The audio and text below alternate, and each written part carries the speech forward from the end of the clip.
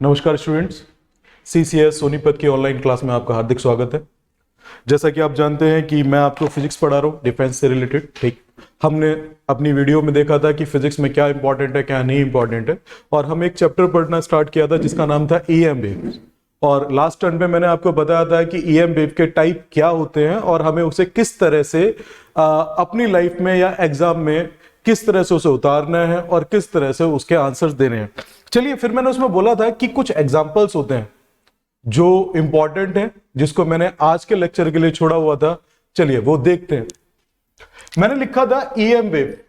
EM wave में मैंने आपको बताया था gamma X, UV, V, IR, SR और एलआर। थोड़ा सा रिवीजन मोड में आ जाते हैं कि हमने लास्ट वीडियो में क्या देखा था, और अगर आपने वो नहीं देखी है तो दोबारा से जाके एक बार उसे चेक करें। ठीक, gamma X, UV, V, IR, SR, LR, मैंने कहा था ये जो सात होती है इसको हम क्या बोलते हैं? ईएम वेव बोलते हैं। अब नॉर्मली एक बात को सोचो ना कि आपने अगर किसी को फोन किया है, आपने अगर अपने किसी भी दोस्त को कॉल किया, वीडियो कॉल किया, जो भी किया, क्या आपके मोबाइल से पहले वेव जाएंगी और उसके बाद वही वेव वहां पहुंचेंगे? और अगर ऐसा होगा तो शायद टाइम लगना चाहिए। मतलब अगर दोस्त पास में है तो फोन बहुत जल्दी कनेक्ट हो जाना चाहिए, दूर है तो बहुत देर में होना चाहिए। लेकिन ये तो ऑलमोस्ट इक्वल टाइम लेता है ना। चलिए गर्मी की बात करते हैं तो धरती पर गर्मी हर जगह होती है। ऐसा तो है नहीं कि हमने इसको अभी नया लिया हो। तो ये जो सारी वेव्स हैं ये सूरज से धरती पर आती हैं। अब अगर मैं बात करूं, यहां पे मैंने एक्स रे भी लिखा हुआ है। एक पल क्लियर समझो, अगर सूरज से एक्स रे आती हैं तो एक्स रे तो हमारे लिए बहुत खतरनाक है। क्या कभी ऐसा हुआ कि तुमने किसी को देखा और उसके अंदर तक दिखता हुआ चला गया हो? नहीं ना पॉसिबल है? कुछ के दिमाग में आ रहा हो हाँ सर काश। बट नॉर्मली अगर मैं बात करता हूं एक्सरे की तो ये पॉसिबल नहीं है, वरना ये कैंसिल कर देगा। चलो डिस्कस करते हैं कि आज हमारा जो लेक्चर है वो यही है कि यूज ऑफ ईएम वेव्स, कि इसका हम यूज कहां कर रहे हैं। ठीक है, तो हम सीखना स्टार्ट करते हैं। क्लास अगर इससे पहले कल आप लेक्चर पढ़ेंगे तो ज्यादा इजी रहेगा, नहीं देखा है तो मैं कहूंगा एक बार जाके दोबारा चेक करके आए, क्योंकि ये 110% है कि आप कोई भी एग्जाम दें, चाहे आप एनडीए दे रहे हो, चाहे आप नेवी दे रहे हो या एयरफोर्स दे रहे हो, इससे एक क्वेश्चन मिनिमम रहता ही रहता है। चलिए, यहां पे मैंने दो स्टेटमेंट लिखे हैं, गामा और, ठीक है ना। सबसे पहले हम यही पढ़ना स्टार्ट करते हैं कि इनका ओरिजिन कैसे हो रहा है, गामा और एक्स। तो जरा हम देखना स्टार्ट करते हैं भाई। गामा रे ओरिजिन देखेंगे, उसके बाद आगे बढ़ेंगे, क्योंकि ये भी इंपॉर्टेंट क्वेश्चन। गामा रे को देखने के लिए आपको देखना पड़ेगा किसी भी एटम का न्यूक्लियस। ठीक, हमें सिर्फ एटम के न्यूक्लियस से मतलब है। न्यूक्लियस में दो ही चीजें पाई जाती हैं, न्यूट्रॉन और प्रोटॉन। वैसे ये भी अपने आप में क्वेश्चन है कि न्यूक्लियस में क्या पाया जाता है जी? न्यूट्रॉन और प्रोटॉन। भाई न्यूक्लियस में दो ही चीजें पाई जाती हैं, न्यूट्रॉन और प्रोटॉन। चलिए, प्रोटॉन के ऊपर पॉजिटिव चार्ज होता है, न्यूट्रॉन के ऊपर कोई चार्ज नहीं होता। ठीक, अब हम इसको न्यूट्रॉन प्रोटॉन नहीं पढ़ेंगे। मैं कहता हूं प्रोटॉन को आप बहु समझ लो, चार्ज है, अनचार्ज होगी सास। ठीक, प्रैक्टिकली अगर हम देखें तो एक सास दो से ज्यादा, तीन, चार, पांच जितने भी बहु हैं वो सबको संभाल सकते हैं। एक न्यूक्लियस मतलब घर, उसके अंदर सास, न्यूट्रॉन, बहुएं कितनी भी आ जाएं वो संभाल सकते हैं। पर क्या हो कि अगर एक बहु पर दो सास आ जाए, यहां दिक्कत होना स्टार्ट हो जाती है। क्यों? क्योंकि एक तो प्रोटॉन वैसे ही भाई same charge repel each other, दो समान आवेश एक दूसरे से प्रतिकर्षण करते हैं। ये बहुएं थी एक दूसरे से वैसे ही दूर भाग रही थी, अब यहां पे सास और आ गई हक जमाने के लिए, और वो भी बराबर रेशियो में आ गई, तो पक्का इस घर के बर्तन फूटेंगे ही फूटेंगे। तो फिर क्या होगा? जब जब इनका रेशियो, किसका? Neutron upon proton. ठीक, जब जब मैंने कहा कि एक है तो संभाल लेगी, एक से ऊपर होगी तो दिक्कत हो जाएगी। इसका मतलब क्या है कि न्यूट्रॉन एक से ज्यादा, मतलब न्यूट्रॉन का रेशियो जो हो जाए वो एक से ज्यादा आ जाए। मीन जब जब इसका रेशियो 1.7 से ऊपर आ जाएगा, जस्ट देख लो दुगना ही हो गया। ठीक है ना। जब जब न्यूट्रॉन अपॉन प्रोटॉन का रेशियो 1.7 से ज्यादा आ जाएगा, यानी कि बहुओं से ज्यादा सास की संख्या हो जाएगी, प्रैक्टिकली समझने की कोशिश करें तो जाहिर सी बात है ये जो भी घर है ये अनस्टेबल हो जाएगा, बर्तन फूटेंगे। बर्तन फूटने का मतलब आवाज आना, और आवाज आने का मतलब एनर्जी। तो जब कोई भी एटम अनस्टेबल होता है तो वो अपने अंदर से स्टेबिलिटी के लिए एनर्जी निकालता है। इसी एनर्जी को हम गामा रेडिएशन कहते हैं। इसी एनर्जी को हम गामा रेडिएशन कहते हैं। और ये कोई भी एटम अपने मन से नहीं करता है, सिर्फ खुद को स्टेबल करने के लिए करता है, चाहे उसे अपना चेहरा ही क्यों ना बिगाड़ना पड़े। यूरेनियम की अगर हम बात करें तो यूरेनियम जाके स्टेबल होता है लेड पे। मतलब इसने अपने आप को ही खत्म कर दिया, अपने आप को पहचानना ही बंद कर दिया। क्यों? क्योंकि इसे स्टेबल होना था। और हर चीज स्टेबल होने के लिए जाहिर सी बात है किसकी जरूरत पड़ती है? पैसे की। और जब हम नेचर की बात करते हैं तो यहां पैसा इक्वल्स टू एनर्जी होता है। तो इसे जितना पैसा निकालोगे आप उतने स्टेबिलिटी की कगार पे आओगे। एनर्जी ज्यादा होना अनस्टेबल होना, एनर्जी कम होना स्टेबल होना, बस यही न्यूक्लियस के साथ है। तो न्यूक्लियस अपने आप को स्टेबल करने की कोशिश करता है और जब जब वो कोशिश करता है क्या निकालता है? एनर्जी। और इस एनर्जी को हम गामा रेडिएशन के तौर पर जानते हैं। अच्छा, एक चीज और भी होती है, कभी कभी लड़ाइयां आगे भी बढ़ जाती हैं, बाहर से भी लोग आ जाते हैं, तो ये जो पार्टिकल्स होते हैं इनको अल्फा या बीटा कहते हैं, जिसे आपने रेडियो एक्टिविटी में सुना होगा। तो याद रखो, या तो अल्फा प्लस गामा होगा, या बीटा प्लस गामा होगा, या गामा होगा। कभी अल्फा बीटा गामा तीनों एक साथ किसी भी न्यूक्लियस से नहीं निकल सकते, याद रखना। बट फिलहाल तुम्हें समझ में आ गया होगा कि गामा रे जो है, गामा एनर्जी जो है, उसका ओरिजिन क्या होता है? न्यूक्लियस होता है। गामा रे का ओरिजिन जो है वो क्या है? हमारा न्यूक्लियस है। चलिए अब एक्सरे की भी यहीं पे बात कर लेते हैं। मैंने कहा कि भाई कोई भी न्यूक्लियस अनस्टेबल हो जाए, कब अनस्टेबल होगा? जब न्यूट्रॉन अपॉन प्रोटॉन का रेशियो 1.7 से ज्यादा होगा। नोट डाउन कर लो। तब इससे जो रेडिएशन निकलेगा उसको हम गामा रेडिएशन के तौर पर जानते हैं। आगे बढ़ते हैं। भाई किसी भी एटम के अंदर बाहर जो होता है वो इलेक्ट्रॉन घूम रहे होते हैं, ठीक है ना भाई? ये के सेल हो गई, ये एल एम, मैं सेल लेके चल रहा हूं, हिंदी वालों कोश, ठीक। अगर मैं बात करता हूं कि बाहर जाने की, जरा समझो, अगर तुम अपने घर में सबसे छोटे होगे तो रिश्तेदारी में जाने का अभी कॉन्सेप्ट तुम्हारा नहीं होगा, लेकिन रिश्तेदारी में जाता कौन होगा? तुम्हारे घर के सबसे बड़े, या तो फादर को जाना होगा या तुम्हारे बड़े भाई को जाना हुआ करता होगा, ठीक। बड़ा भाई मतलब जो सबसे बाहर बैठा हुआ है। तुम छोटे हो ना, तुम्हें हमेशा प्रोटेक्शन में रखा जाएगा। अगर तुम छोटे हो तो उस हिसाब से देखो, बड़े हो तो उस हिसाब से देखो। यानी कि जो बाहर वाला इलेक्ट्रॉन है उसी को ही हम क्या करेंगे? किसी काम पे लगाएंगे।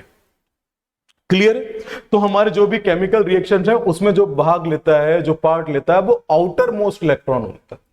अब क्या हुआ कि हमने इस छोटे वाले को बरगला दिया, जो सबसे अंदर है, जो सबसे सेफ है, जो न्यूक्लियस के पास में है।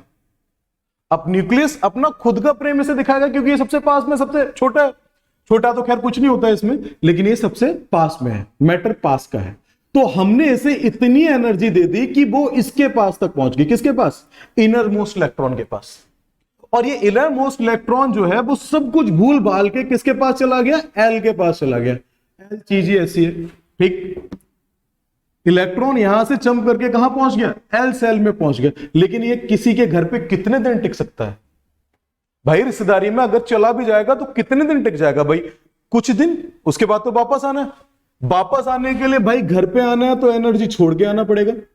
तो जब ये इलेक्ट्रॉन एनर्जी लेके दूसरी सेल में चला गया तो वापस आएगा तो इस एनर्जी को निकालेगा। ये जो एनर्जी आउटर मोस्ट, ये इनर मोस्ट इलेक्ट्रॉन की आउटर मोस्ट सेल में जाने के बाद जब ये एनर्जी को निकालता है, उस एनर्जी को हम जिस रेंज में काउंट करते हैं उसको बोलते हैं एक्सरे। तो यहां पे बहुत ही ज्यादा अच्छे क्वेश्चन बनते हैं कि गामा रे का ओरिजिन जो होता है वो न्यूक्लियस से होता है, जबकि एक्स रे का जो ओरिजिन होता है वो इनर मोस्ट सेल से होता है। इनर मोस्ट सेल से होता है। Is that clear?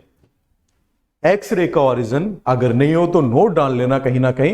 एक्स-रे का जो ओरिजिन होता है वो इनर मोस्ट सेल से होता है, जबकि गामा रे का जो ओरिजिन होता है वो न्यूक्लियस से होता है, अनस्टेबल न्यूक्लियस से। और वो कब होता है?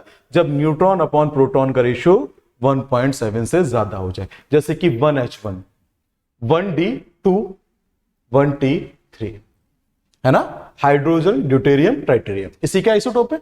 इसके लिए देखते हैं न्यूट्रॉन की संख्या इसमें कितनी है? 0, इसमें 1 और इसमें 2। बेटा अगर न्यूट्रॉन ना निकालने आते हो तो इसमें से ये घटा देते हैं। ठीक, अब जरा NY-P रेशियो देखें, इसका 0 हो गया, इसका भाई 1/1 हो गया, इसका कितना हो गया? 2। तो ये जो ट्राइटियम जो होता है ये क्या होगा? ये रेडियो एक्टिव होगा। Is that clear? तो जब कभी भी किसी का रेशियो NY-P रेशियो 1.7 से ऊपर पहुंच जाए तो वो रेडियो एक्टिव हो जाता है। खैर वापस आते हैं, तो गामा रे या रेडियो एक्टिविटी का हमने जिक्र कहां किया था? सबको पता है 6 अगस्त या 9 अगस्त। अगर नहीं सुना तो फिर बेटा डिफेंस में जाना बेकार है। हिरोशिमा और नागासाकी पे जब बम गिराया था, ये वही डेज है। ठीक, वहां पर आज भी रेडिएशन है, वहां बच्चे आज भी विकलांग पैदा होते हैं। क्यों? क्योंकि वहां के एटमॉस्फेयर में गामा रेडिएशन की मात्रा बहुत ज्यादा है। तो जाहिर सी बात है जितने भी रेडियो एक्टिव मटेरियल हैं, और ये क्यों होते हैं अभी मैंने एक्सप्लेन किया है, जितने भी रेडियो एक्टिव मटेरियल हैं इन सब से गामा रे निकलती है। और जब भी ये निकलेगी हमारा जो डीएनए है, ठीक, जो हमारी कोडिंग है, इस कोडिंग में जो जीन यूज हो रहे हैं ये इसको डिस्टर्ब करेगी। और याद रखो जब इसको डिस्टर्ब करती है तो एक बीमारी होती है जिसको बोलते हैं जीन म्यूटेशन। ठीक, अगर तुम लोग हॉलीवुड मूवीज देखते होगे तो तुमने देखा होगा म्यूटेंट एक्स, एक्समैन। जरूरी नहीं है कि म्यूटेशन हमेशा अच्छा हो, क्योंकि अब तक शायद ही ऐसा कोई रिजल्ट इतिहास ने पढ़ा हो जहां पर म्यूटेशन हुआ और वो अच्छे। हालांकि हम भी म्यूटेंट हैं, अगर म्यूटेशन नहीं हुआ होता तो वो जो बंदर की फैमिली थी वो कभी भी इंसानों में नहीं कन्वर्ट हुई होती। ये पॉजिटिव म्यूटेशन है, लेकिन इंसानों में अगर म्यूटेशन हो जाए तो कुछ पावर्स मिल जाए, ऐसा कुछ नहीं देखा गया है। ठीक, तो हमने कहा जीन म्यूटेशन देखने को मिलता है, रेडियो एक्टिव मटेरियल से गामा रेज निकलती हैं। इसके बाद नेक्स्ट भाई रॉन्जन ने खोज की थी एक्सरे की। अच्छा शायद तुम्हें ना पता हो, लेकिन रॉन्जन के अलावा एक और बंदे थे, ठीक है ना, जिन्होंने इसकी खोज की थी, लेकिन उन्होंने कभी इसके रिजल्ट के ऊपर डिस्कस नहीं किया, ये आगे नहीं बढ़े। इनका नाम था सर निकोला टेस्ला। ठीक, इनका एक्सरे वैसे रॉन्जन के एक्सरे से ज्यादा क्लियर था, पर पता नहीं क्या रीजंस रहे कि इन्होंने कभी इस रिसर्च के साथ ही आगे नहीं बढ़े। बात कर रहा हूं किसकी? एक्सरे की। एक्सरे की खोज करने वाले जो थे वो रॉन्जन थे, और मैंने कहा था ये इनर मोस्ट सेल से पैदा होती है। ये मैं लिख भी रहा हूं बेटा इसलिए क्योंकि ये क्वेश्चन कई बार आ चुके हैं। ये कहां से? न्यूक्लियस से, इनर मोस्ट सेल से पैदा होती। एक्सरे वॉइस एक दूसरे से हम कहते हैं ना तेरी आंखों में एक्सरे है क्या, तो इसका मतलब क्या है? इसका मतलब यह है कि हम देखना चाहते हैं, दीवारों के अंदर देखना है तो भी किसका यूज करेंगे हम? एक्सरे का। शरीर के अंदर देखना है तो भी हम किसका यूज करेंगे? एक्सरे का।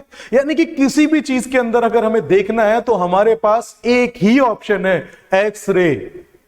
Is that clear? तो अगर हड्डी टूटी, बोन फ्रैक्चर हुआ, तो हमारे पास ऑप्शन है कोई नहीं भाई, हम तो सबसे पहले एक्सरे कराएंगे। ठीक, ज्यादा बीड़ी पी ली तुमने, फेफड़े बेकार, तो लंग्स का हम क्या कराते हैं? एक्सरे। चलो ठीक है, हार्ट में ब्लॉकेज है, ब्लॉकेज हो गया, ये रहा तुम्हारा हार्ट, तेल ज्यादा खा रहे हो, एक्सरसाइज कर नहीं रहे हो, ये तुम्हारी कोरोनरी आर्टरी रही, इसमें हो गया ब्लॉकेज, ये रहा। अब कैसे पता लगेगा? तो याद रखना, डॉक्टर एक खाने में चीज देते हैं उसको बोलते हैं बेरियम, और इसको कहा जाता है barium meal. Barium, barium meal. ठीक, जब खाना खाता है आदमी तो वो बेरियम जो होता है वो इंटेस्टाइन से, आंत से अब्जॉर्ब होकर पूरी बॉडी में सर्कुलेट करता है, और पूरी बॉडी में सर्कुलेट करते करते कहां पहुंचेगा? इस ब्लॉकेज तक पहुंचेगा। और उसके बाद जब एक्सरे लिया जाता है तो यहां पर बेटा पता लग जाता है कि ब्लॉकेज किस जगह पे हो रखा है। तो हार्ट डिसीज में भी हमें यह पता लग गया। चलो ठीक है, मैं एक नाम बड़ा हिंदी में लिखता हूं, शायद समझ में ज्यादा सबको आए, बांध या डैम। ठीक, क्या होता है? सोचो, टिहरी सबसे ऊंचाई पे बना हुआ डैम है ना, अगर टिहरी में क्रैक आ जाए और टिहरी ब्रेक हो जाए तो वेस्टर्न यूपी तक पानी का सैलाब रहेगा, इतना पानी आ सकता है।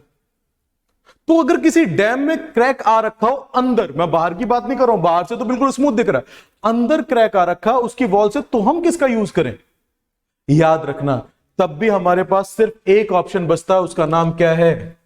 एक्सरे।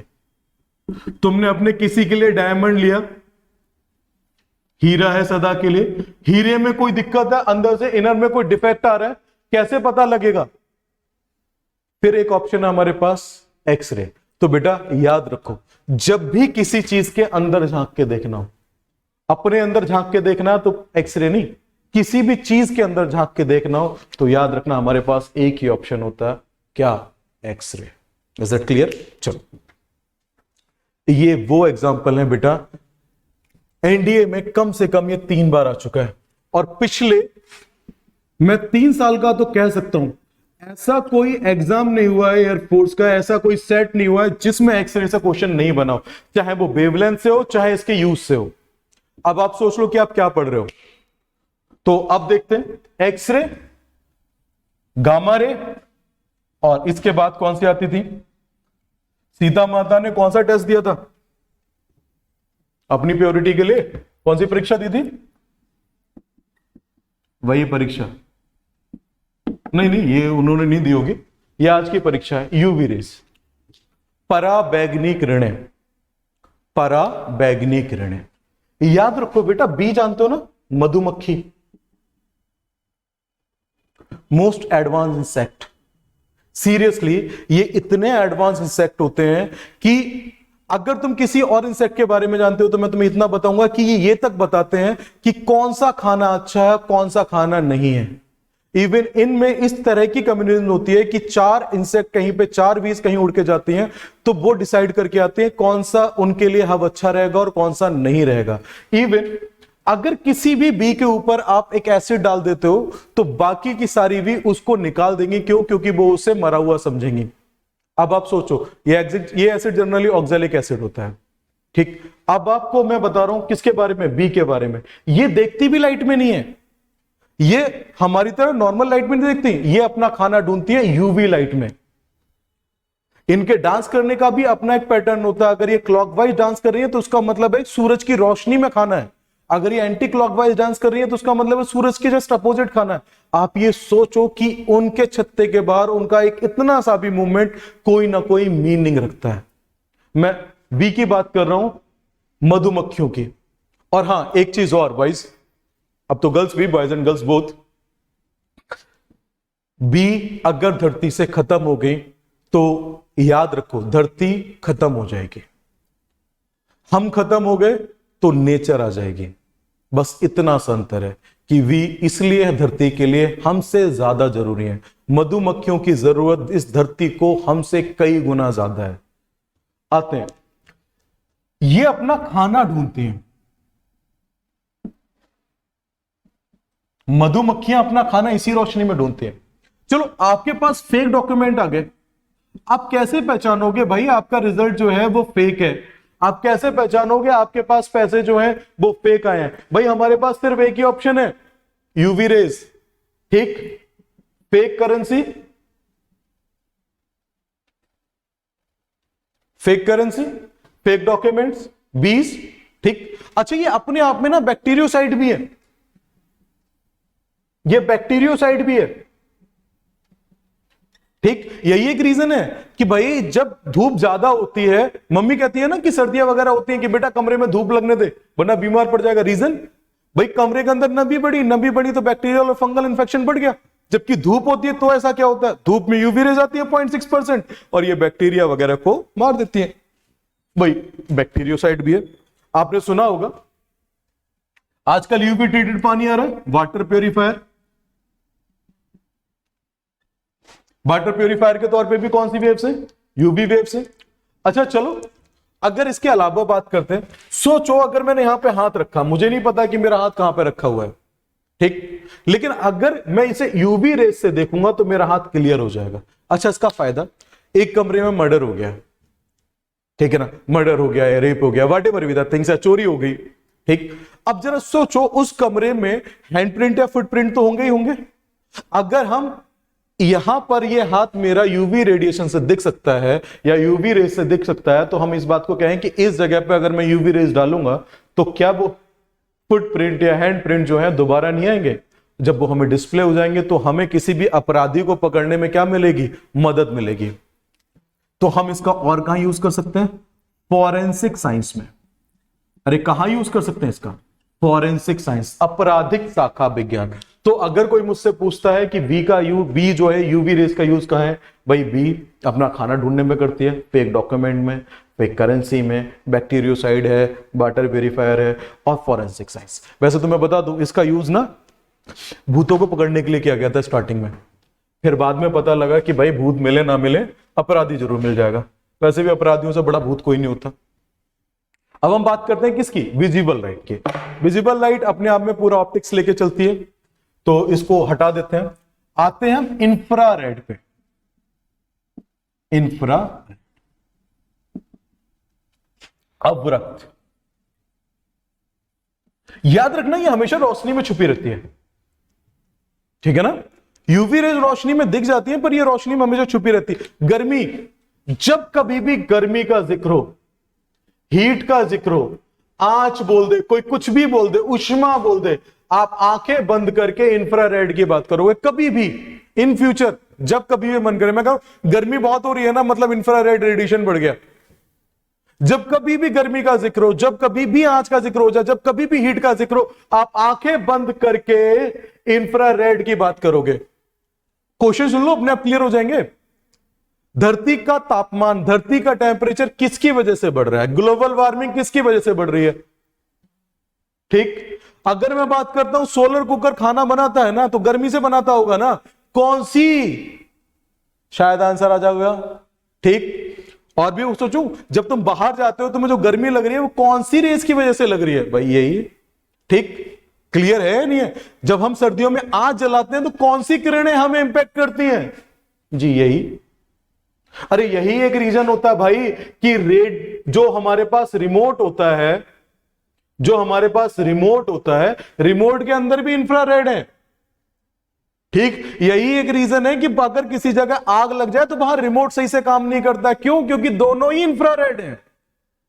समझ में आ गया आपको कि रिमोट हो चाहे वो ऑटोमेटिक घर के ब्लूटूथ हो, जिस घर में आग लग जाती है उनमें ये इनमें से कुछ भी काम नहीं कर रहा होता, क्योंकि तीनों ही इंफ्रारेड रेडिएशन है, ठीक। तो ब्लूटूथ हो जाए, रिमोट हो जाए, ये सब इंफ्रारेड रेडिएशन पे काम करते हैं। गर्मी का जब भी जिक्र आ जाए इंफ्रारेड रेडिएशन में काम करते हैं।